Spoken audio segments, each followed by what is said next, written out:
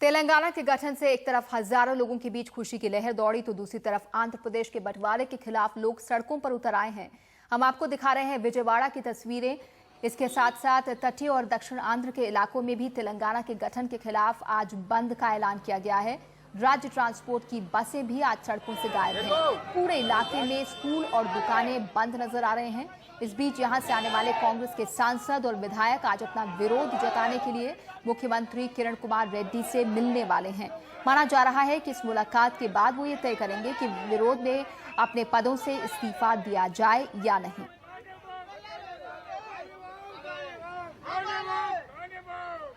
बड़ी संख्या में कांग्रेस के आंध्र प्रदेश में नेता मंत्री इस फैसले से नाराज भी हैं और इसके चलते आंध्र प्रदेश के कांग्रेसी नेता बटे हुए नजर आ रहे हैं। इसका असर दिख रहा है। सीनियर कांग्रेस नेता और गुंटूर से पार्टी के सांसद रायापति शंबा शिवा रॉय ने साफ किया है कि उन्होंने अलग तेलंगाना के विरोध में पार्टी और अपने पद से इस्तीफा देने का फैसला कर लिया है।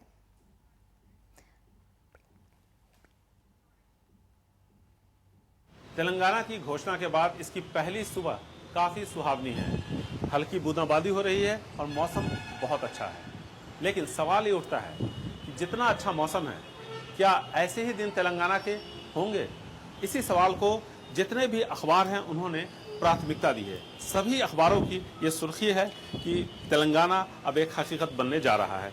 हिंदू की सुर्खी आपने देखी, द हंस इंडिया, जो कि हैदराबाद के साथ साथ आंध्र प्रदेश के दूसरे सभी बड़े इलाकों से ये प्रकाशित होता है। टाइम्स ऑफ इंडिया में भी इसी बात की चर्चा की गई है। और साथ में देखिए ये डेक्कन क्रॉनिकल, काफ़ी बड़ा अखबार है दक्षिण भारत का, और यहाँ भी इस बारे में खास चर्चा की गई है।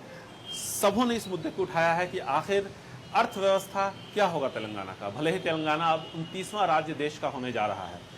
एक जो अहम बात यहाँ पर उठाई गई है वो ये है कि किरण कुमार रेड्डी, जो अब तक ये कहते आ रहे थे कि वो इस्तीफा दे देंगे, उन्होंने साफ कर दिया है कि वो इस्तीफा नहीं देंगे। किरण कुमार रेड्डी के साथ साथ जो दूसरे बड़े कांग्रेस के नेता हैं, जो बार बार धमकी दे रहे थे, चाहे वो विधायक हों चाहे वो सांसद हों, कि वो भी इस्तीफा दे देंगे, वो भी पीछे हट गए हैं। उनका कहना है कि अगर उन्होंने इस्तीफा दे दिया तो आखिर विधानसभा में तेलंगाना का विरोध कौन करेगा। यानी कांग्रेस आलाकमान की एक बड़ी जो चुनौती फिलहाल खड़ी हो गई थी वो टल गई है, आप ये कह सकते हैं। सभी अखबारों में कई जो दूसरे मुद्दों को प्राथमिकता दी गई है वो ये है कि जो IAS IPS कैडर है वो कहाँ जाएगा।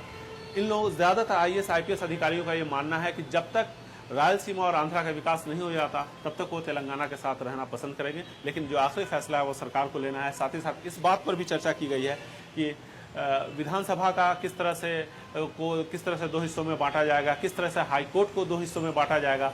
और सबसे बड़ा सवाल ये है कि अब जबकि तेलंगाना की घोषणा हो चुकी है तो क्या किरण कुमार रेड्डी यहाँ पर अपना राजकाज चला पाएंगे? क्या ऐसे में यहाँ पर राष्ट्रपति शासन की घोषणा की जाएगी?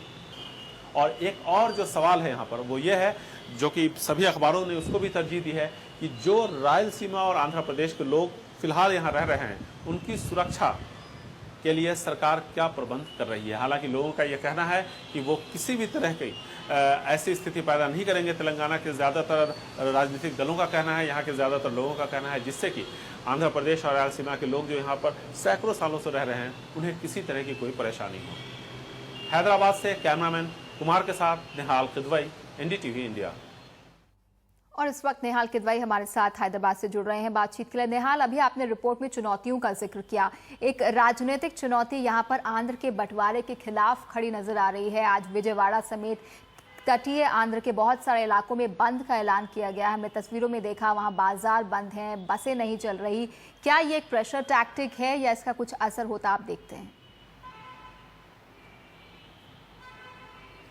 देखिए, इसकी उम्मीद की जा रही थी क्योंकि जो लोग यूनाइटेड आंध्र प्रदेश की बात कर रहे थे वो इसका विरोध, तेलंगाना का विरोध करेंगे। और इसलिए जो सुरक्षा बल हैं उन्हें भी, जो केंद्र की सुरक्षा अर्धसैनिक बल हैं उन्हें भी इन्हीं इलाकों में तैनात किया गया है। तो लेकिन जो सबसे अच्छी बात है वो ये है कि कम से कम हालात नियंत्रण में है, नियंत्रण से बाहर नहीं है। जो दूसरी अहम बात है वो ये कि कांग्रेस के जो बड़े नेता थे, सांसद थे, विधायक थे, जो ये कह रहे थे कि वो इस्तीफा दे देंगे, उनमें से जरूर कई लोग ये कह रहे हैं कि वो इस्तीफा देंगे, लेकिन उन्होंने अभी इस्तीफा नहीं दिया है। किरण कुमार रेड्डी जो यहाँ के मुख्यमंत्री ही आज से 2-3 दिन पहले तक ये कह रहे थे कि वो इस्तीफा दे देंगे, अब वो पीछे हट गए हैं, उन्होंने इस्तीफा देने से मना कर दिया है।